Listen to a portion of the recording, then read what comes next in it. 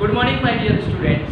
Myself, Vinod Bhatti, continuing our chapter number 3, fibers to fabrics. In previous videos, we have studied about the animal fibers and the woolen fibers. In that, we have studied how the wool is being extracted and how the woolen fibers are being made for making of the fabrics and what are the health hazards regarding the woolen industry. Now today, we will study about the silk. As we know that silk is a very costlier substance. Actually, the silk is discovered in 3500 BC. It is first of all discovered in China. Now, as in China it is discovered and it is shiny in appearance, due to its shininess and lustrous, the emperors are impressed by this fabric, and so the emperors are only can able to purchase this silk and use them. As it is famous in all over the world, so the trading of the silk is started, and for the trading of the silk to the various countries of the world, there is a route made, and this route is known as silk route, through which the silk is being traded in various countries of the world. Silk is obtained from the silkworm, so the silkworm are being reared to get the silk fibers, and these silk fibers are used for making the silk fabrics. Before going to the making of the silk, we should know what is the life cycle of the silkworm, the diagram of the life cycle of a silkworm. In the life cycle of the silkworm, there are 4 stages in the life cycle of silk moth: imago, eggs, larva and pupa. Actually, the adult of a silk moth, that is known as Bombyx mori, the adult of the silk moth met together, and after mating, the female silk moth lays hundreds of eggs at a time. These eggs are very tiny, and it is just like of a tiny ink dot. The adult of the Bombyx mori, means the silk moth, lays hundreds of eggs on the leaves of the mulberry plants, and these eggs remains dormant for some period of time, and after that, due to the warmth, these eggs get hatched. The larva emerges from the eggs. This larva emerges from the eggs, continuously feeds on the mulberry leaves, and it takes 4 weeks for growing. As it takes the food, it grows bigger and bigger. In the 4 weeks, every week it shades their skin, and that process of shading of their skin is known as molting. After molting, the larva grows bigger and bigger, and after that it stops eating the food and starts spinning the silk fibers. As on its head there are 2 tentacles are present, and it rotates their head in form of numeric 8. In the numeric 8 form, like that, in the numeric 8 form, they secretes a slimy liquid from their mouth, and that slimy liquids, when come in contact with the air, get solidified and get converted into silk fibers. As they rotate their heads, so these silk fibers get rotated in the form of numerical 8, and so as they rotating their whole body, the silk fibers get wrapped around their body, and they get inside the round ball-like structure known as cocoon. In this way, the larva get inside the cocoon by forming the silk fibers around its body. Now, inside the cocoon, the remaining parts of the body get developed, and that process is known as metamorphosis. And in the certain period of time, these other organs of an adult silk moth is developed in the cocoon, and after that, when the adult all parts developed, it will comes out, and this adult will continue their life cycle again.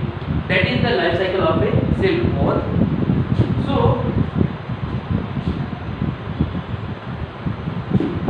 the rearing of the silkworm, this process is known as sericulture, and on the basis of this process, there is a sericultural industries established for getting the silk fiber. The good quality of silk moth is being selected, and after that it is being allowed to mate together, and as they mate together, they lays eggs. After after laying of the eggs, these eggs are being taken and these eggs are being stored. The eggs of the Bombyx mori is now hatched by giving the worm, and this process is known as incubation. After incubation, the larva comes out from the eggs. Caterpillar continues feeding on the chopped mulberry leaves for 6 weeks, and after the 6 weeks it grows bigger, and so it stops feeding. Now this caterpillar or the larva is being transferred into the bamboo sticks, and in the bamboo sticks they can attach to the certain twigs. The twigs are present in the bamboo sticks, and on the twigs this caterpillar attached and start spinning the silk fibers. As they start spinning the silk fibers, this silk fiber get converted into the cocoon, and on the twigs itself the cocoon are being attached. These cocoons are being taken out, and these cocoons are dipped inside the boiled water so that the silk fibers can be loosened.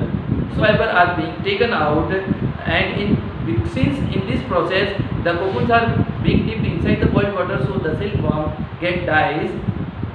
Now the silk fibers are being taken out, and these silk fibers are spun together to form a silk yarn. This silk yarn is used for making the silk fabrics. In this way the silk are being obtained.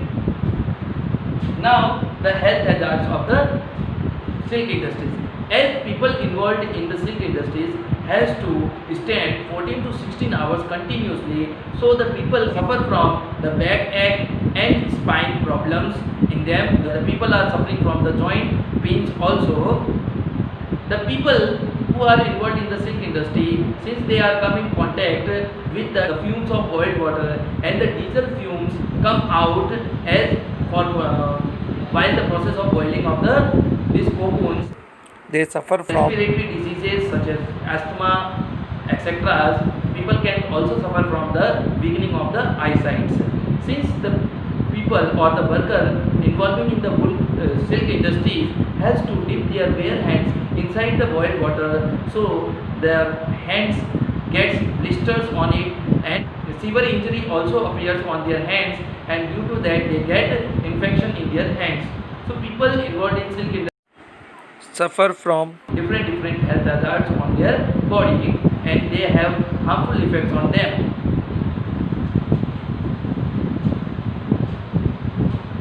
In our India, 90% of the mulberry silk is derived from the Karnataka, Andhra Pradesh and Tamil Nadu region. Tasar, Muga and Kosa are some of the good breed of the silkworm. Silk fibers are being twisted to make a yarn, and the process of making of the silk fibers into the silk yarn, the process is known as reeling. On reeling, after that it is being used for making the different various fabrics of the silk. Now the properties of the silk. Properties of silk. It is strongest among all the natural fibers. It is lightweighted and lustrous. It is highly elastic, and it resists wrinkling, means it does not wrinkles.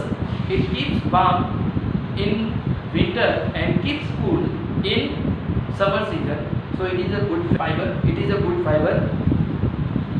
It can be dyed and ironed easily, so it is very convenient fabric. Now the uses of the silk. The silk is used for making the saris, scarves, ties, etc. And it is also used for making in the parachutes and the bulletproof vests. So that are the uses of the silk. I hope you are able to understand. Stay home, stay safe and be healthy. Thank you. Have a nice day.